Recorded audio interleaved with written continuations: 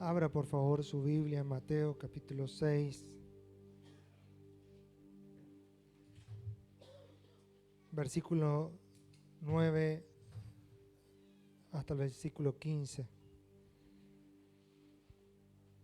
Está hablando Jesús sobre la oración y sobre otras disciplinas como el dar limosnas, como el ayuno, y Él toca estos temas, lo venimos trabajando del jueves y los cultos anteriores también, y Él dice, todo lo que hagan, háganlo con la motivación correcta.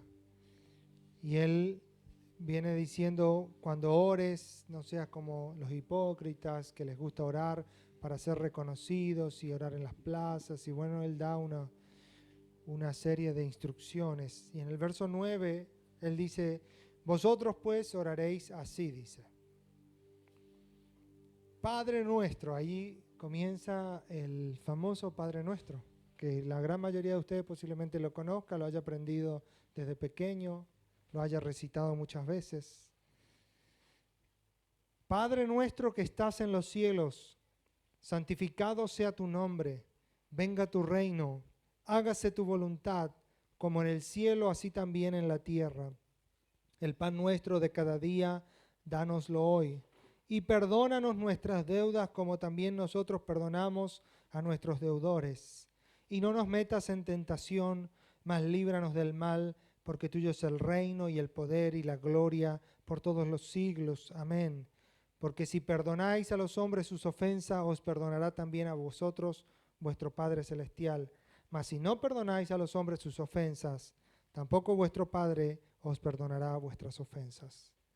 Esta oración, llamada la oración del Padre Nuestro, porque son las palabras con las que empieza, es la oración modelo que Jesús dejó para sus discípulos. Él les estaba diciendo, no van a orar como los hipócritas, no van a orar así, asá, pero van a orar de esta manera.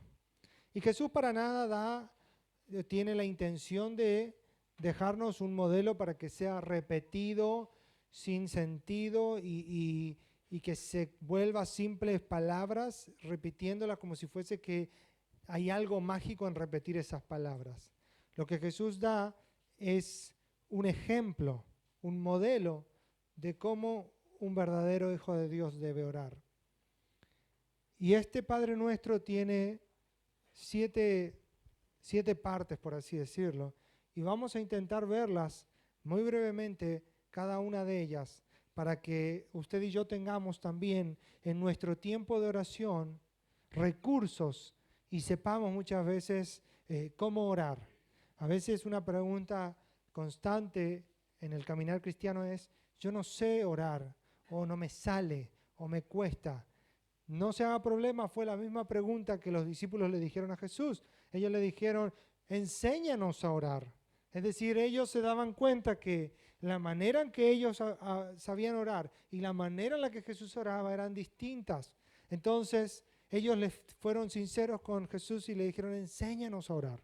Entonces, Jesús, Él va mostrando modelos y nosotros debemos también aprender.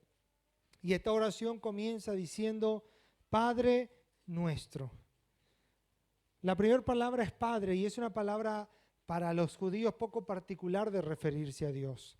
Dios tenía incontables nombres para los judíos. Él era Jehová de los ejércitos, Jehová el proveedor, Jehová justicia mía, Jehová mi bandera, Jehová exaltado. Y bueno, y un sinnúmero de nombres que hacían referencia a sus cualidades y a su magnificencia. Por ahí a veces en el Facebook se comparte ahí como unas imágenes que tienen como varios de los nombres más reconocidos en hebreo de Dios, el Shaddai, Jireh, Shebaot, todo así como, y lo que significa abajo, ¿no?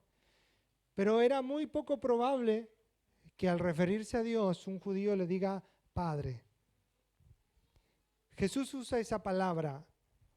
Hubieron otros que lo usaron, hubieron profetas que lo usaron, David lo usó en muchos de sus salmos. No era algo absolutamente nuevo, pero en los labios de Jesús cobró un sentido nuevo, porque no solo fue la palabra de padre, porque todos los judíos sabían que Dios era su padre, eso lo tenían muy en claro, pero era la revelación de que era padre. Y si hay una verdad que tiene que ser traída al entendimiento del hombre en este tiempo, que tiene que ser revelada en nuestro corazón en este tiempo, es de que Dios es Padre. Y digo esto porque una de las cosas que más ha sido dañada por el enemigo en los últimos años, en toda la historia especialmente de la humanidad, pero específicamente en los últimos 100 años, es la identidad o la paternidad. Es decir, los hombres como padres. Gran parte de todo, de la gran mayoría de los problemas que nuestra sociedad enfrenta tienen que ver con que los hombres no hemos podido ser verdaderos padres para nuestros hijos y las generaciones que nos sucedieron. Entonces, una familia, un hombre, una mujer, un niño, un joven que tiene una imagen distorsionada de papá, es bien probable que también vaya a tener una imagen distorsionada de Dios. Dios no tiene género, Dios no es masculino o femenino, Él es Dios.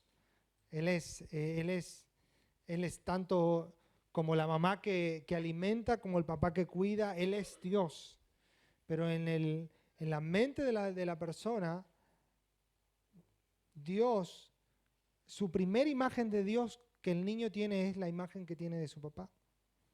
Es decir, el primer entendimiento que un niño puede tener de quién es Dios o de cuáles son sus cualidades, de cuál es su fuerza, es su papá.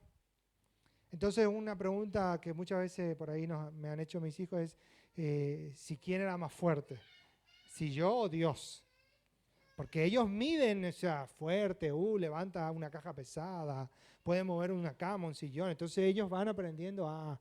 Entonces uno le dice, no, Dios es más fuerte. Entonces ellos empiezan a sacar cálculos en su cabecita. Si Dios es más fuerte que mi papá. Y ahí empiezan a crear como un entendimiento muy básico, muy primitivo de quién es Dios, pero lo empiezan a hacer. El enemigo lo que primero hace es distorsionar. Los hombres tenemos una deuda pendiente muy alta con nuestras esposas y con nuestros hijos para ser verdaderos padres. Dios tiene la capacidad y el poder de restaurar esa imagen de padre. Muchos quizás han tenido padres ausentes, otros padres abusivos, otros padres golpeadores, otros padres que los ignoraron completamente, otros padres que le han hecho faltar el amor o la provisión o un montón de cosas, rechazados. No sé, de todos los colores hay en la sociedad. Pero el hombre y la mujer que viene a Dios tiene que saber que Dios tiene la intención de revelarse como el verdadero Padre. Dios no es como tu papá ni como mi papá. Dios es el verdadero Padre. Él es el modelo de Padre. Un Padre que no solo castiga, pero también que cuida, que protege, que también ama, que también corrige, que no tolera la indisciplina, pero que a su mismo tiempo aplica misericordia. Dios es el verdadero modelo de Padre. Y nosotros tenemos como varones y también las mamás tienen su modelo de padre y de madre en Dios. Dios es el modelo. Entonces no tenemos excusa de decir, no, lo que pasa es que yo no sé cómo, porque yo no tuve a mi papá o porque mi papá no sé qué. Bueno, esa era la vieja manera de vivir. Pero ahora en Cristo y a través de las Escrituras podemos nosotros aprender a ser verdaderos padres. Y Jesús levanta su voz y dice, Padre. Primera característica, le dice, tú eres mi Padre. Pero Él no dice solo, Padre mío. Jesús empieza diciendo, Padre nuestro. Él no solo dijo, Él es mi Padre, Él es el Padre de nosotros. No de todos los hombres. Dios no es Padre de todos los hombres. Él es creador de todos los hombres, Él es dador de vida de todos los hombres, Él es el que cuida muchas veces a la humanidad, pero Él es Padre de aquellos que, como Juan 1, capítulo 1, versos 12 y 13 dice, a los que le recibieron, a los que creyeron en Él, les dio el derecho y la potestad de ser hechos hijos de Dios, no engendrado por voluntad de varón, sino por voluntad de Dios. Dios es Padre nuestro, de la iglesia, de sus hijos, de aquellos que se ponen por fe y voluntariamente bajo esa paternidad de Dios. Si yo quiero ser rebelde, si yo quiero salirme de eso, quizás lo logre por un tiempo y el amor de Dios como Padre también insista en traerme. Pero Dios no es Padre de todas las personas. Jesús dijo Padre nuestro y estaba hablando de Él y de los discípulos que estaban en su momento con Él. Y dice, Padre nuestro que estás en los cielos. Padre nuestro que estás en los cielos. ¿Saben? Cuando uno está en un acto oficial o cuando viene algún representante de alguna delegación de otro país, hay todo un protocolo para recibir a esa persona. O en un acto de la escuela, por ejemplo, si usted tiene que hablar, hay un saludo, cómo dirigirse, usted tiene que saludar a la directora, o a las maestras, a los docentes, a los padres presentes, a los alumnos. Hay todo un protocolo. Si usted está en un acto civil, usted tiene que saludar, si está el señor intendente, si están los concejales, si están, de repente hay un representante de alguna fuerza, usted tiene que saludar. Y a veces los saludos llevan porque cuanto más grande el acto, y hay que saludar a todos, hay un protocolo para saludar. Ni hablar en esas delegaciones que tienen reyes, como la de España, la de Inglaterra, otros países, que tiene todo bien marcadito cómo se recibe a esa gente. Ahora, imagine usted que usted se va a dirigir en su plegaria al Dios del cielo. Es su Padre, sí, pero Él sigue siendo Dios. Es mi Padre. Él me ama, como dice la canción, yo soy su hijo, yo sé que Él me ama, yo sé que Él me perdona, yo también lo amo, sé que a veces soy medio testarudo y también meto la pata y Él me vuelve a amar, pero Él sigue estando en el trono y gobierna. Y el Padre nuestro dice, Padre nuestro que estás en los cielos.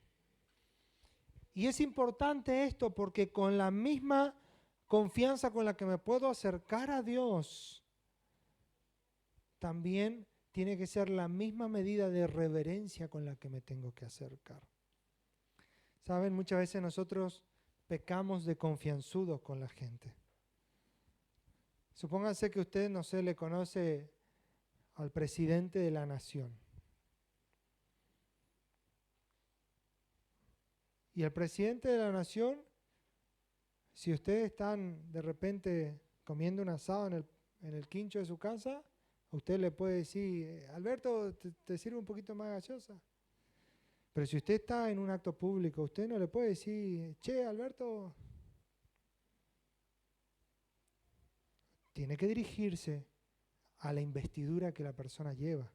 Señor presidente, si después a usted le gusta la cara o no le gusta la cara, si es del partido o no es del partido, es otra historia. Pero la investidura debe ser respetada. Y para nosotros es el señor presidente o la señora presidente, si fuese mujer. Y así debe haber un respeto hacia la autoridad, aunque después en privado haya quizás confianza. Dios es nuestro Padre, pero Él sigue siendo Dios y Él sigue estando en el trono y Él sigue estando en los cielos. Su Espíritu está en nosotros, pero Él está en los cielos. ¿Con confianza me puedo acercar? Sí, por Cristo, porque Jesús dijo, nadie va al Padre si no es por mí. Es decir, nadie puede ir a Dios si no cree que yo soy el que le cubro de justicia para que pueda ir a Dios. El jueves explicábamos esto. Pero aún así, pudiendo yo ir a Dios con el acceso al trono de Dios en el Espíritu y por la fe, debo saber que Él sigue estando en el trono y debo tener respeto y reverencia. Por eso la oración no es una cosa que se hace descuidadamente, torpemente. Aunque podemos orar en cualquier circunstancia, podemos orar haciendo cosas, eso está muy bien.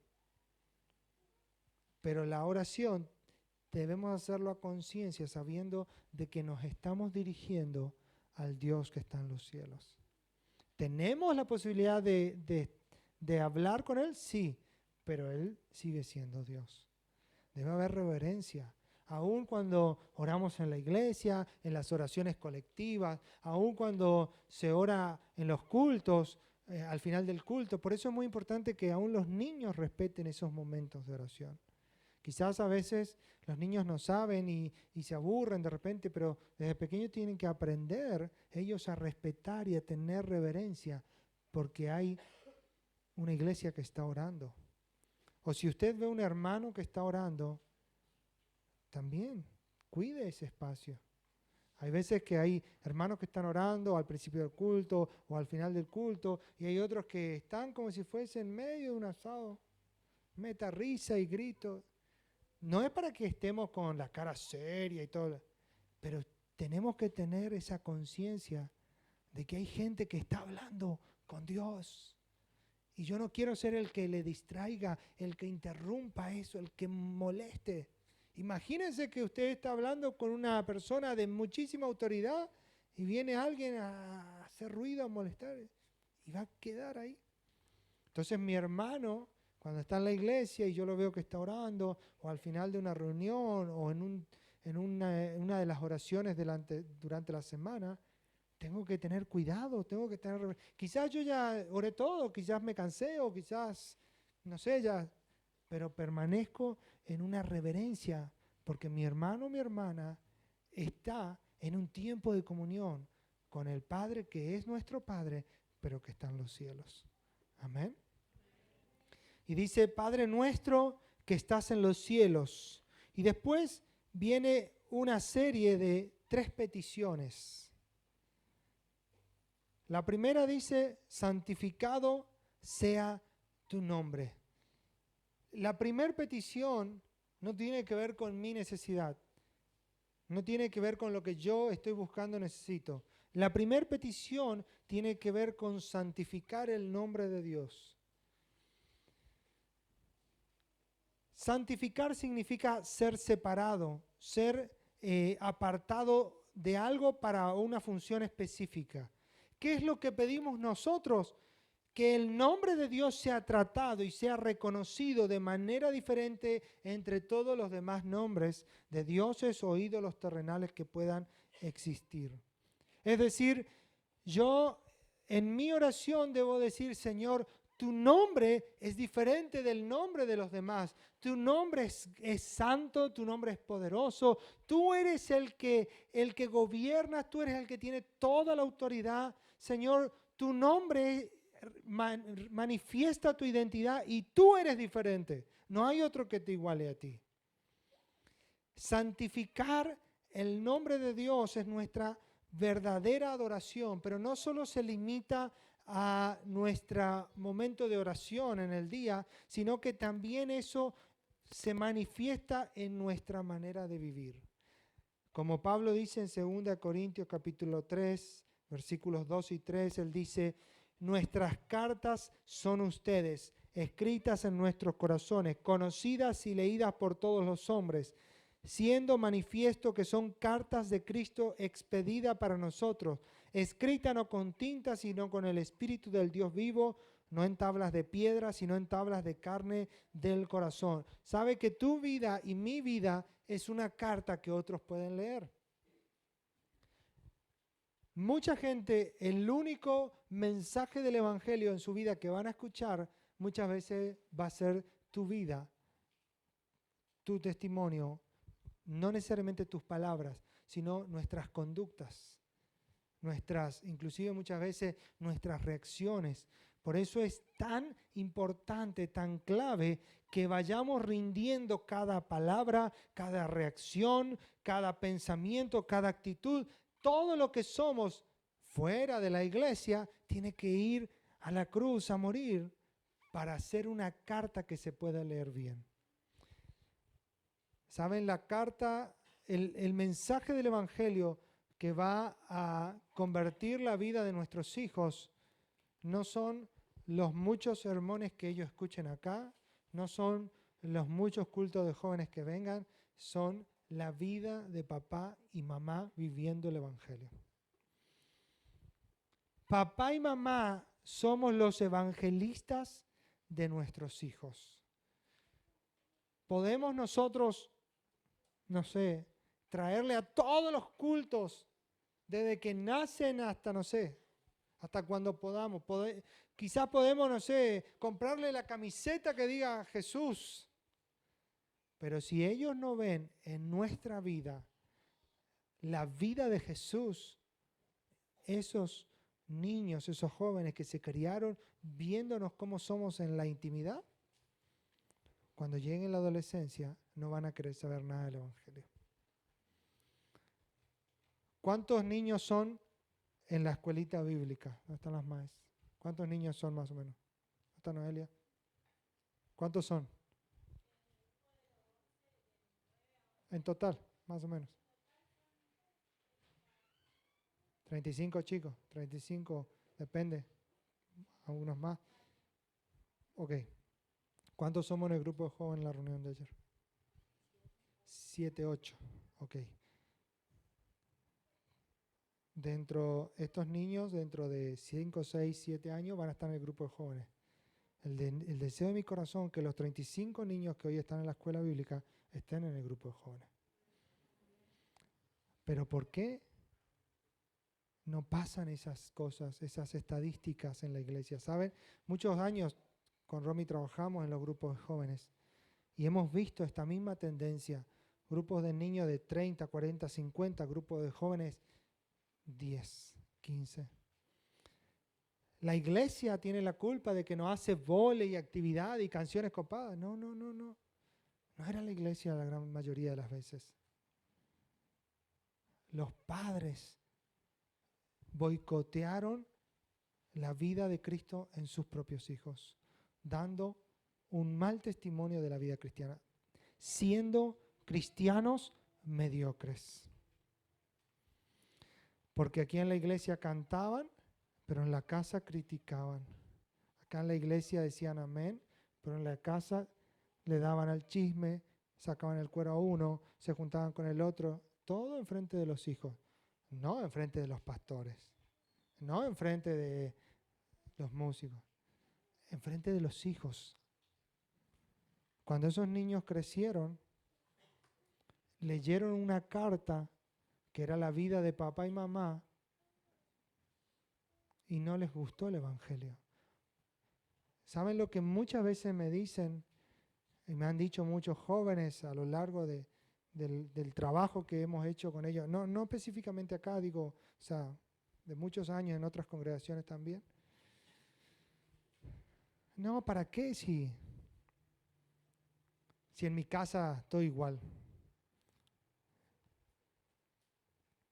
Entonces, usted y yo somos carta que la gente va a leer, que nuestros hijos van a leer. Por el amor de Dios, viva un evangelio completo, intencional, determinado a hacer, como decía Pablo, hacer morir las cosas de la carne en nosotros. No es que somos perfectos, no es que no tenemos defectos, no es que no nos equivocamos, no. Pero aún en el error, nuestros hijos, nuestras amistades, la gente que nos rodea de alguna manera, debe ver que hay un quebrantamiento, un arrepentimiento, un cambio de actitud, que hay y ellos aún en eso aprenden. El cristiano también se equivoca, pero va a Dios, arregla su situación, se arrepiente y sigue para adelante. Cartas leídas. Eso es lo que santifica el nombre de Dios verdaderamente. Cuando decimos, santificado sea tu nombre, estamos diciendo, Señor, que mis palabras, que mi vida sean separadas de tal manera que la sociedad, el mundo y todo el mundo espiritual puedan verdaderamente reconocer que tú eres santo. Amén. Sigue una segunda petición y dice, venga tu reino. La segunda petición tampoco tiene que ver con nosotros, tiene que ver con que el reino de Dios venga a la tierra. ¿Qué quiere decir el reino de Dios? El gobierno de Dios, es decir, la autoridad, que Dios maneje las circunstancias. Porque suena muy romántico decir, venga tu reino, pero venga tu reino significa, Dios, tú eres rey, yo soy el que me someto a tu reino, entonces tú dictas la forma que se vive y yo obedezco. Porque, ¿sabe? Eso hace un rey. Un rey no es un presidente. Dios no tiene una república cristiana. Dios no tiene no sé, una unión de iglesias cristianas que Él va. Dios tiene un reino y reino no es la iglesia es parte del reino, pero el reino de Dios es mucho más amplio que la iglesia. El evangelio que Jesús predicó, el evangelio que Juan el Bautista predicó, el evangelio que los profetas hablaron antes de él, en Daniel, en Isaías, todos hablan de Dios y un reino. Juan el Bautista decía, arrepiéntanse porque el reino de los cielos se ha acercado. Jesús decía, arrepiéntanse porque el reino de los cielos está en medio de ustedes. Él siempre habló de que hay un rey que tiene un reino. Dios es el rey y Él tiene un reino. Ahora, la oración que Jesús hace es que ese reino de Dios, que ese gobierno de Dios sobre todas las cosas se pueda manifestar aquí en la tierra, especialmente en mi vida. Suena re lindo. Pero cuando empezamos a aplicarlo, o cuando Dios quiere aplicarlo, empieza el choque de reinos. Porque en mi corazón también hay un reino, el reino del hombre. Entonces está lo que Dios quiere tomar el control y el dominio y lo que yo no quiero soltar. Y es ahí donde el hombre tiene que ceder y decir, Dios, venga tu reino.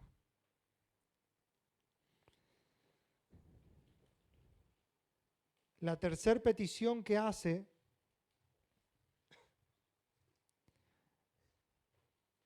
dice, hágase tu voluntad como en el cielo, así también en la tierra. 3 peticiones y todavía Jesús no pidió nada para sí. Está hablando, está orando lo que es el anhelo de Dios, que el reino de Dios, su poder y su dominio se establezcan aquí. Él pide o él ora y dice, tu nombre sea santificado, es decir, sea reconocido en medio de la gente, tu reino sea establecido y tu voluntad sea hecha.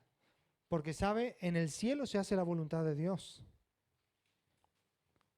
El problema es que a veces en la tierra no se hace la voluntad de Dios. El sol hace la voluntad de Dios. Dios le dijo al sol un día, vos vas a tener tal movimiento, tal grado de calor, tal intensidad, tal tamaño. La tierra como planeta hace la voluntad de Dios. Vas a tener tal inclinación y vas a girar alrededor del sol y sobre tu eje en tal forma. Los cometas, las estrellas, las galaxias y todo el universo obedece a la voluntad de Dios. Él un día habló y las cosas fueron hechas. ¿Saben quién es el que no obedece a la voluntad de Dios? Yo, el hombre, nosotros. Los ángeles obedecen a la voluntad de Dios. Por eso Jesús dice, como se hace en el cielo tu voluntad, yo quiero aprender a hacer tu voluntad aquí en la tierra. Jesús tuvo que mostrarnos un ejemplo. ¿Se acuerdan cuando Jesús estaba en el Getsemaní? Y Él dice, en Lucas 22:42, dice, Padre, si quieres pasa de mí esta copa, pero no se haga mi voluntad, sino la tuya. Orar que se haga la voluntad de Dios en nuestras vidas es clave. Pero cuando oramos que Dios haga su voluntad en nosotros, también debemos saber que nuestra voluntad va a ser dejada a un costado. Y mi voluntad generalmente se opone a la voluntad de Dios. Cuando yo quiero que las cosas sean así y Dios tiene otra voluntad, otros planes, y no pasa como yo quiero, y reniego y protesto y me quejo, ¿honramos a Dios en ese momento? No. Que la voluntad de Dios sea hecha en medio de su iglesia, en medio de los hombres. Jesús empieza orando y diciendo, santificado sea tu nombre, venga tu reino, hágase tu voluntad. Él está adorando a Dios, Él está proclamando a Dios, pero Él está también sometiendo su vida a todo eso que Él está orando. Él está orando por la santidad de Dios sobre Él, Él está orando por el reino de Dios sobre Él, Él está orando por la voluntad de Dios sobre Él. La oración del cristiano es esa. La voluntad de Dios es que podamos amar, que podamos santificarnos, que podamos perdonar. La voluntad de Dios, dice que la voluntad de Dios es buena, es agradable y es perfecta. Pero ¿cómo nos cuesta? ¿Cómo nos cuesta ceder? Porque, ¿sabe? Dios también te dio a ti y me dio a mí una voluntad. Dios nos dio. ¿Qué es la voluntad? Es cómo yo quiero que sucedan las cosas. Cómo yo quiero que pasen. O cómo yo quiero que me vaya. O cómo yo quiero que me hablen. O cómo yo quiero decir. Eso es la voluntad. Entonces, de repente, algo no me gusta de una persona. Y mi voluntad es, yo quiero ir a agarrar y decirle las cosas. Esa es mi voluntad. Pero posiblemente mi voluntad no honre a Dios.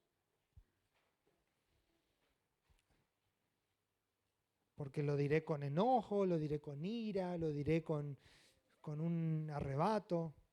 No significa que las cosas no hayan que tratarse y lidiar con ellas, pero no con un espíritu alterado. Entonces, Dios te ha dado una voluntad y Él desea que pongamos nuestra voluntad bajo la voluntad de Él. Es decir, que lo que nosotros queremos hacer, como Jesús, que reconoció, si es posible, no quiero beber esta copa. Pero ¿sabe qué? Lo que yo quiero o no quiero no es tan importante como lo que tú quieres. Así que vamos a hacer lo que tú quieres.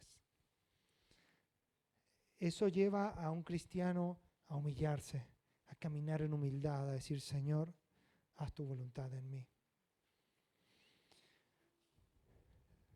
Recién estas tres peticiones en la oración tienen que ver con lo que Dios quiere. En Mateo 6:11 dice, el pan nuestro de cada día, dánoslo hoy. Recién allí Jesús toca un tema, sale de las cosas espirituales y eternas para orar por algo que es terrenal. Es decir, deja los intereses de Dios por los intereses propios. Recién allí. ¿Y cuántas veces nosotros arrancamos nuestra oración? Señor Jesús, por favor, te pido que me sane, que me ayude, que me haga. ¿Y los intereses de Dios dónde quedaron?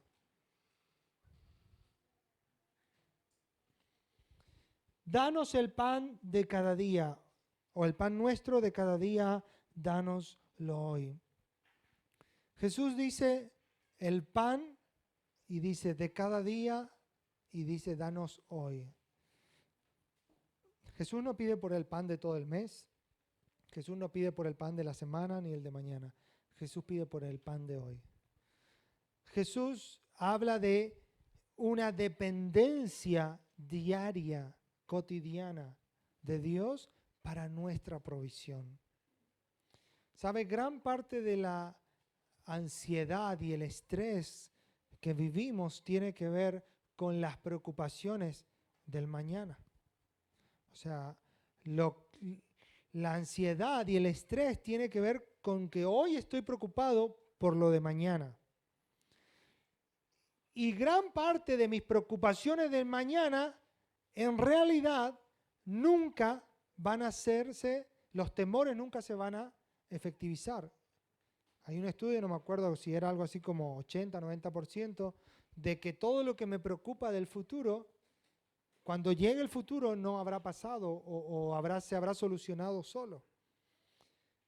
Entonces vivimos hoy en una ansiedad, en un nivel de estrés, en una angustia, sin disfrutar el presente que Dios nos da para vivir, porque estamos preocupados por mañana. ¿Significa esto que no tenemos que hacer previsión, que no tenemos que planificar nada? No significa eso.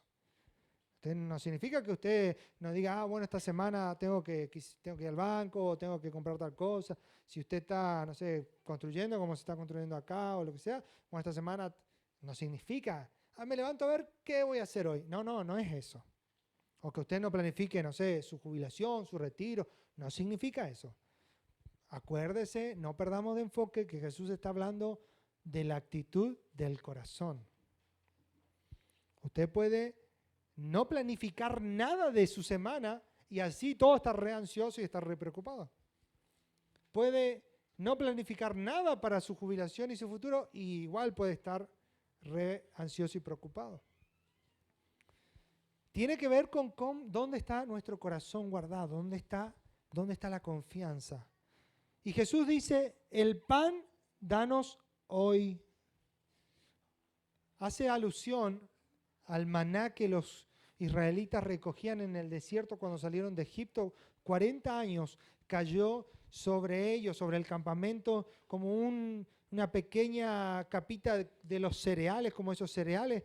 Caía con el rocío de la mañana, se asentaba y ellos juntaban eso, una medida por persona, dependiendo cuántos vivían en la casa, y con eso se molía, se hacía harina y se hacían los panes y se hacían las comidas.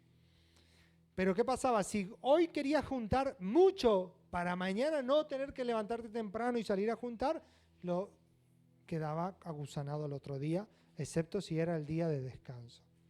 Entonces Jesús cuando habla esta frase, Él dice, danos hoy el pan, como el maná del desierto, danos hoy. Por eso el salmista decía, tus misericordias, Señor, son nuevas cada mañana. Dios va a proveer y debemos orar para que Dios provea la provisión para el tiempo necesario y justo. Hoy. Y cuando digo de hoy no tiene que ver solo con el día de 24 horas. Quizás Dios te dio una asignatura, una tarea o estás haciendo algo. Bueno, eso, Señor, dame esto. Lo demás pediremos después. También tiene que ver con el pan espiritual.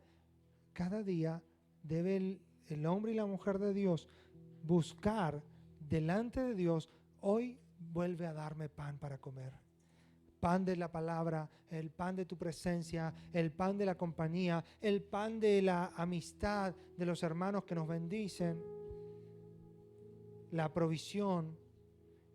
Y si son tiempos difíciles o de crisis como los que quizás estamos viviendo en este tiempo, con más razón decir, Señor, dame hoy el pan para comer, para vestir, para poder llevar a mis hijos a la escuela, para realizar este negocio, esta actividad. Danos hoy. Los que venden, Señor, dame hoy los clientes.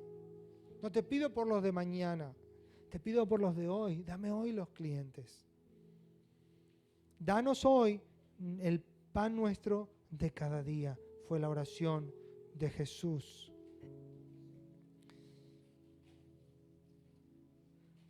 Sigue diciendo Jesús, y perdónanos nuestras deudas, como también nosotros perdonamos a nuestros deudores.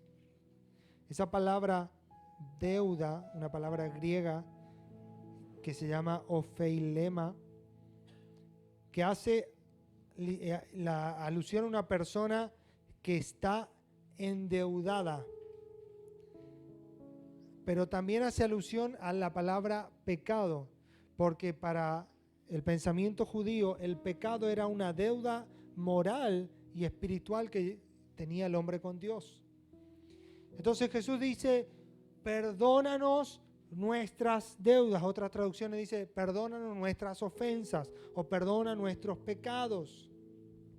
¿Qué pecados nos tiene que perdonar? No aquellos que fueron antes de que nazcas a la vida de Dios, porque el hombre y la mujer que nace a la vida de Cristo, que nace espiritualmente, sus pecados anteriores han sido perdonados. Pero aún así en nuestro caminar cristiano muchas veces metemos la pata y muchas veces pecamos y muchas veces ofendemos y muchas veces nos equivocamos y debemos ir cada día a pedir que Dios nos perdone. Es decir, la oración empieza exaltando a Dios, alabando su nombre, empieza pidiendo lo que Dios quiere que se pida. Después recién pedimos por nuestras necesidades, enfermedad, economía, salud, lo que sea, provisión. Después decimos, Señor, perdona mis pecados. ¿Qué quiere decir esto? Que un momento de nuestra oración tiene que haber, en algún momento, puede ser al principio, puede ser más a mitad, a veces no es tan matemático. Ya hice esto, pum, tildo así. Ya hice el otro, sí. No es tan así. Porque si no, usted va a agarrar al Padre Nuestro y decir, todavía no puedo pedir perdón por la macanota que me mandé. Primero tengo que pedir por el pan. No. El Espíritu le va a ir guiando más o menos por este camino. Pero el arrepentirse, reconocer nuestro pecado y arrepentirnos debe ser parte de nuestra disciplina de oración. Ningún hijo, ninguna hija de Dios puede acercarse y decir, yo no tengo nada para que tú me perdones. La Biblia dice, Pablo lo escribió, que el que dice que no tiene pecado miente y hace a Dios mentiroso. Así que cada uno de nosotros en mayor o menor medida nos pecamos o cometemos errores. Y debemos ir a Dios, quien es quien nos puede perdonar. Pero Jesús agrega algo a ese versículo. Como nosotros también perdonamos a nuestros deudores, a los que nos ofendieron, a los que pecaron contra nosotros. Jesús dice, antes de pedirte perdón a vos, yo te quiero avisar que yo ya perdoné a mi hermano. Porque no solo pecamos contra Dios, sino que entre nosotros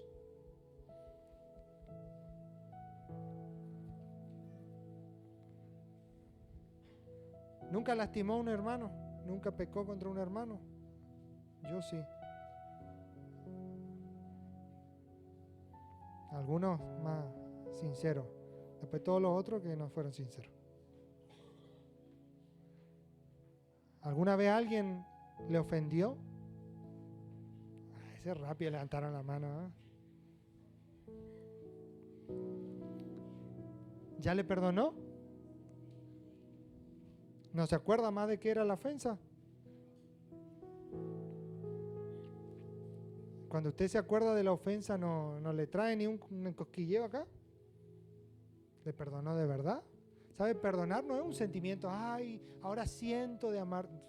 Perdonar es una acción. Si él me ofende y yo digo, yo te perdono, listo, no vamos a hablar más de esto. Si viene en arrepentimiento y dice, mira, yo me equivoqué, perdóname, entonces yo le perdono, listo. ¿Por qué le perdono a él? Porque Cristo me perdonó a mí.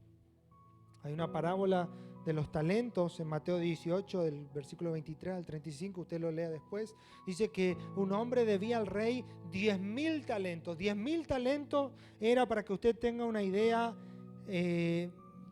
por ejemplo, los impuestos de todo un año de 5 ciudades, Judea, Galilea, Idumea, Samaria y Perea, sumaban 800 talentos. O sea, los impuestos de todas. Imagínense 10.000 talentos era como, no sé, como toda la deuda externa argentina, qué sé yo, por decir un número que ni sabemos cuál es de tan grande que puede llegar a ser. Como toda la deuda norteamericana. Bueno, esa era la deuda que este hombre tenía con el rey. Impagable, imposible de pagar, pero el rey lo perdona. Y este hombre sale y dice que encuentra a un consiervo que en realidad le debía 100 denarios. Un denario era lo que se pagaba por un día de trabajo. No sé, un día de trabajo hoy, depende de la actividad que sea, será 1.000, 1.500, 2.000 pesos. Bueno, este hombre le debía al otro 100 denarios. Pongamos 100, 150.000 pesos. Contra miles de millones que él había recibido de perdón.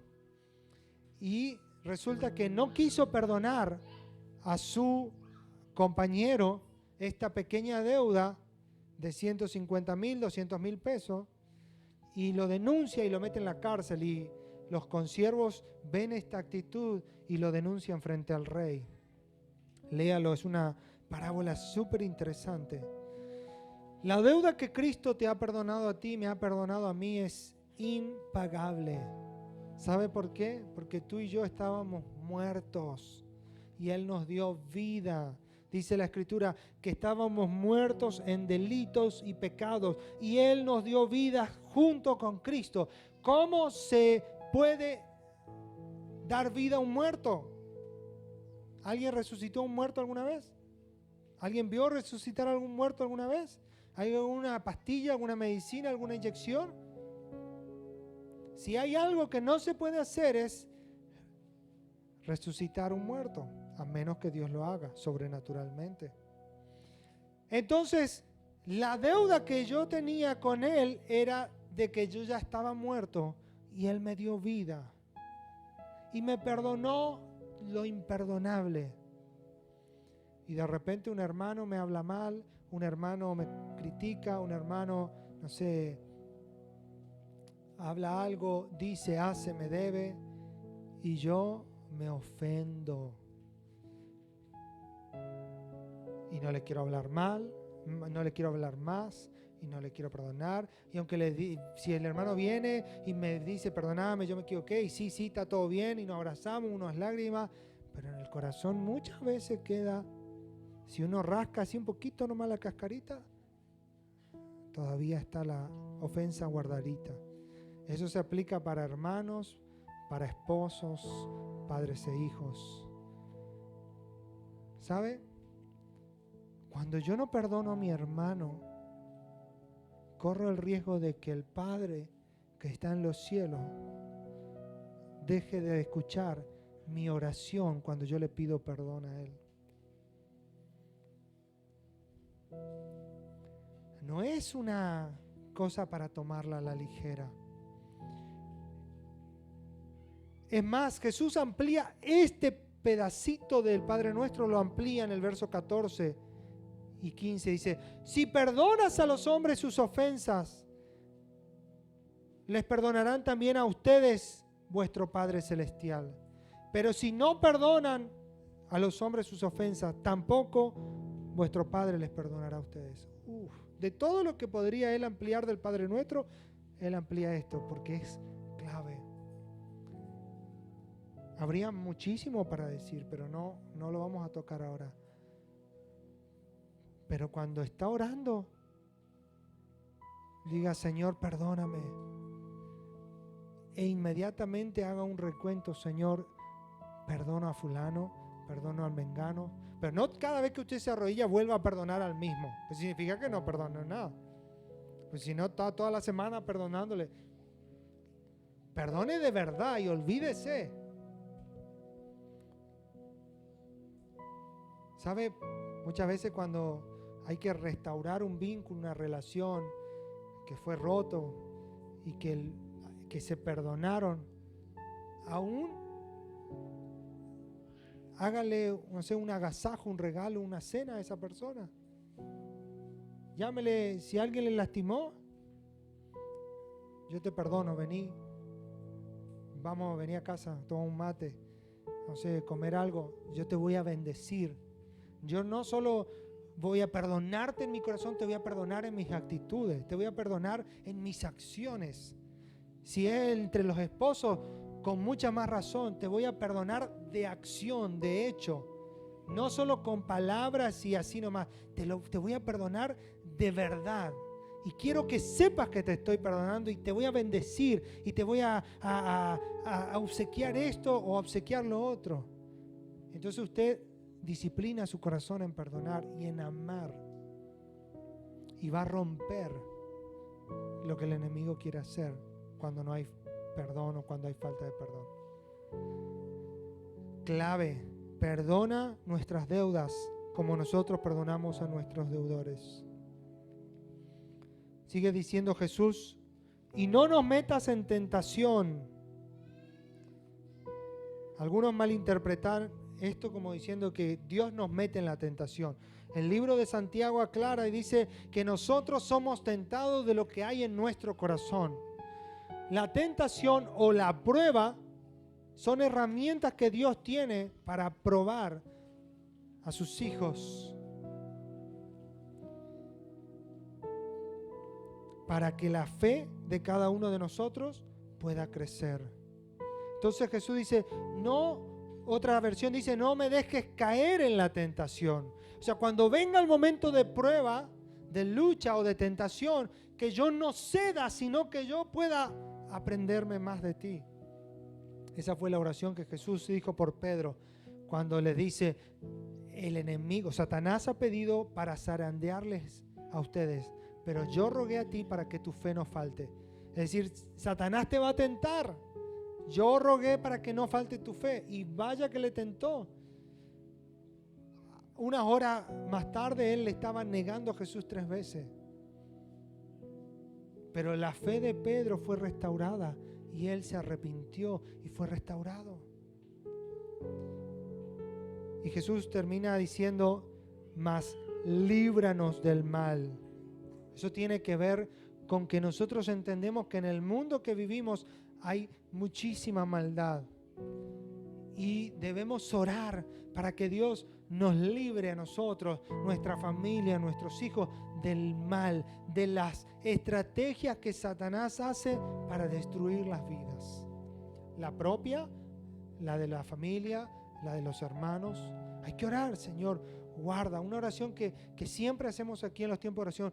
Guarda los matrimonios, guarda las familias, guarda las economías, guarda los vehículos, guarda los trabajos. ¿Qué estamos orando? Líbranos del mal. Porque hay gente que así como usted trabaja para el reino de los cielos, hay gente que trabaja para el reino de las tinieblas. Y así como hay gente que ora para que tu matrimonio se restaure, hay gente que ora a Satanás para que tu matrimonio se destruya. Así como hay gente que ora para que tu negocio sea bendecido, que tus finanzas sean prosperadas, hay gente que ora y que trabaja con la oscuridad para que seas empobrecido. No podemos ignorar eso. El enemigo vino para robar, para matar, para destruir, pero dice que Cristo vino para dar vida, una vida abundante, y vino también a deshacer las obras del diablo. Pero la iglesia, los hijos de Dios tienen que orar. No, el Señor me cuida y me acuesto a dormir nomás y nada. No. Muchas cosas, muchos ataques del enemigo vienen sobre nuestras vidas por nuestra escasa oración, nuestra poca oración o nuestra oración inexperta o débil o sin enfoque. Entonces, líbranos del mal tiene que ver con orar por nosotros, orar por nuestros hijos. Señor, líbralos cuando van a la escuela, líbralos de las amistades, líbralos de los pensamientos, líbralos de esto. Orar por nuestras esposas, guárdalas aquí, guárdalas allá, guarda su mente, guarda su corazón. Orar por los esposos, guarda a mi esposo acá, guarda en esto, guarda en esto. Orar por los bienes que usted pueda tener, Señor, guarda. Por eso decía, hoy vamos a orar por eso, cuando hablaba del anteojo. Porque el enemigo quiere que tus cosas, tus bienes, tu salud sea destruido. Y mucha gente vive gastando y nunca puede prosperar porque se le viven rompiendo las cosas, se le viven estropeando, y siempre está en un pantano de miseria económica o espiritual o emocional, porque eso afecta a todas las áreas. Hay que orar, líbranos del mal. Usted no puede ignorar si en su barrio, si en el lugar o aquí hay hechiceros, hay gente que trabaja con las tinieblas. Tiene que orar. Eso es levantarse en guerra y decir, Señor, líbranos. Tú eres quien presenta batalla por nosotros, por la iglesia. Oramos muchas veces con Romy. En las madrugadas Dios nos despierta para orar por la iglesia y porque sabemos y viene el entendimiento de que están trabajando.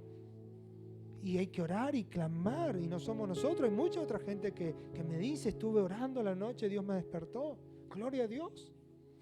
Hay que hacer esa guerra, líbranos del mal, porque el mal está trabajando. Dice que Satanás anda como un león que ruge buscando a quien devorar. No seamos ingenuos, andemos como en comunidad, en rebaño, en manada, orando los unos por los otros. Y Dios hará lo que nosotros no podemos hacer. El Padre Nuestro termina diciendo, porque tuyo es el reino y el poder y la gloria por todos los siglos. Amén. Esta parte estrictamente no hay un consenso de que estaba en la oración de Jesús original. Algunos creen que se agregó en unos escritos más tarde, pero llegó a nosotros así, de esta manera. Los que tienen la NTV, por ejemplo, no van a tener esa parte. Pero el autor lo que quiere decir es, así como comenzaste a Dios adorando, termina tu tiempo de oración adorando. Tuyo es el reino, tuyo es el poder, tuya es la gloria por todos los siglos. Esta oración no es una oración de 5 minutos así medio apurado que hacemos antes de salir del trabajo, ¿eh? Esta oración debe ser intencional. No es empezar y repetir, Padre nuestro que está en los cielos, santificado. Si usted quiere repetirlo, está bien, pero no hay ninguna magia en repetir el Padre Nuestro. El poder está en que mi corazón, mi mente y mi voluntad puedan ser llevadas a través de la oración a estos principios. Comenzar adorando, terminar adorando a Dios. Y eso te va a llevar tiempo. 15 minutos, 20, media hora. El Espíritu Santo te va a ir dando. Y eso va a hacer que tu día, cuando empieza, cuando termina, sea diferente. Amén. Estúdielo, recuérdelo. Ahonde mucho más, porque hay más para aprender. Hay mucho más. Lo que yo fui haciendo fue pequeñas pinceladas de esto nada más.